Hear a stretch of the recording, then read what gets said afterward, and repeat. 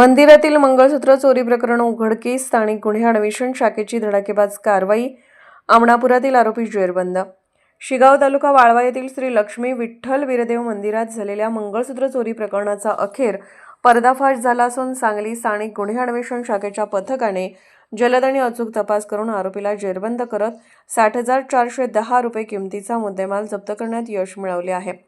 ही कारवाई माननीय पोलीस अधीक्षक श्री संदीप घुगे व अपर पोलीस अधीक्षक श्रीमती कल्पना बारवकर यांच्या मार्गदर्शनाखाली करण्यात आली. 17 ऑक्टोबर 2025 रोजी दुपारी शिगाव येथील मंदिरात अज्ञात चोरट्याने प्रवेश करून श्री लक्ष्मी देवीच्या गळ्यातील मंगळसूत्र चोरल्याची घटना घडली होती.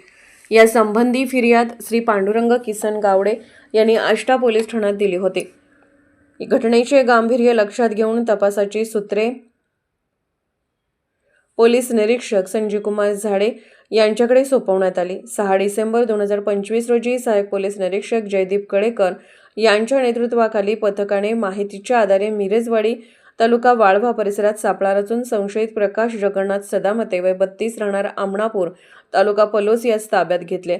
चौकशी दरम्यान आरोपीने मंदिरातून मंगळसूत्र चोरल्याची कबुली दिली. अंगझडतीत 5 ग्रॅम सोन्याचे मंगळसूत्र, 410 रोख रक्कम मिळून आली व पंचनामा करून जप्त करण्यात आली. आरोपी प्रकाश सदामते हा अभिलेखावरील गुन्हेगार असून त्याच्यावर पलूस व चिंचणी वांगी पोलीस ठाण्यात गुन्हे दाखल आहेत.